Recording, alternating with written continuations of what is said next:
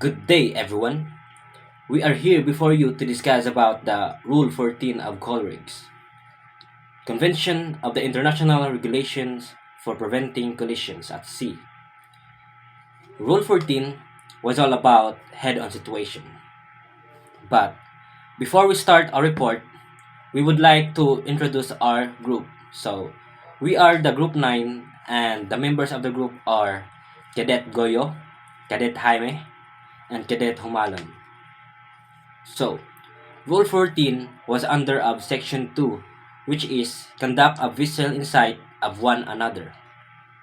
So, in this picture, we can see that there was a vessel ahead of us.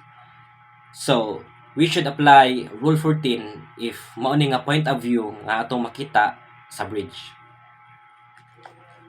So, to avoid collision, when two power-driven vessels are meeting on reciprocal or nearly reciprocal courses, so as to involve risk of collision, each shall alter her course to starboard so that it shall pass on the port side of the other. So, both vessels must alter their course to starboard and both of them must pass on the port side. As we can see in the picture, both of them was altering their course to starboard side. So, mauni ang pangbuhaton to avoid collision at daytime. So the next one will be such a situation shall be deemed to exist when a vessel sees the other ahead or nearly ahead. So sa kani kay mao ni ang situation nga katong magkuan na sila head to head kanang like natubangan ni atubangan na sila kuan kanang either in a line, like for example kanang symmetrical jud or kuan. Yeah. And by night, ikagabi isa daw, and by night, she could see the masthead light of the other in a line, or nearly in a line, and or both side lights, and by day, she observes the corresponding aspects of the other vessel.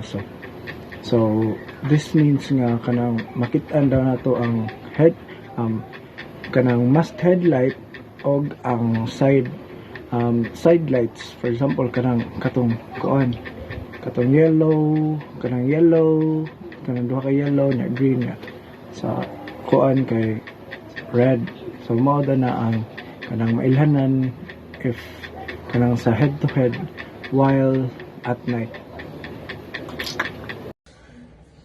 So in letter C, so when a vessel is in any doubt as to whether such a situation exists, she shall assume that it does exist and act accordingly. So, ang kuan ni kay if so ug na situation di na ka imo na ni-assume na mag-collision, so imo nang take action para makuha ng collision, ma-prevent ang collision. So mo na pasabo sa letter C. So, in this slide, we prepared a video from YouTube so that we can better understand what is in Rule 14. And it goes on to say they need to be meeting on reciprocal or nearly reciprocal courses. So reciprocal simply means 180 degrees from the other. For example, one's going north and one's going south, or maybe one's going east and the other's going west. And they need to be approaching so as to involve risk of collision. So basically, if risk of collision does not exist, obviously you don't need to apply these rules.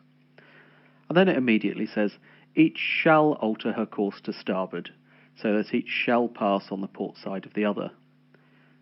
It's telling both vessels they've got to take action, which means both vessels are the give-way vessel, so in a head-on situation, there is no stand-on vessel. So let's have a look at what this looks like on a diagram. Okay, taking this diagram, we'll have a blue vessel down at the bottom of the screen.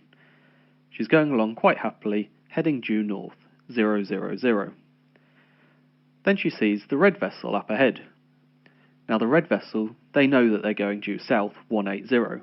So these two are actually meeting on reciprocal courses. First thing they need to establish is whether risk of collision exists. To do that, they've got to continue to monitor for a little while. After a while, they've established the bearing between them is not changing, so they know risk of collision exists. They also know they're in sight of one another, they know they're both power-driven vessels, and they're meeting on reciprocal courses. Therefore, this is a head-on situation within the meaning of the rules. As per the first part of the rule, both vessels shall alter their course to starboard, so that each shall pass on the port side of the other.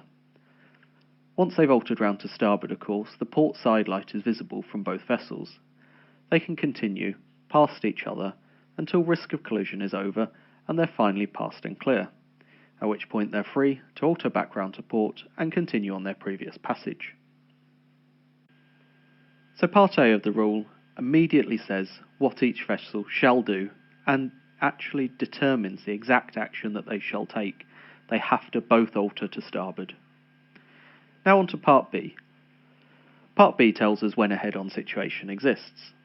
Such a situation shall be deemed to exist when a vessel sees the other ahead or nearly ahead, and by night she would see the masthead lights of the other vessel in a line or nearly in a line, and or both side lights, and by day should observe the corresponding aspect of the other vessel.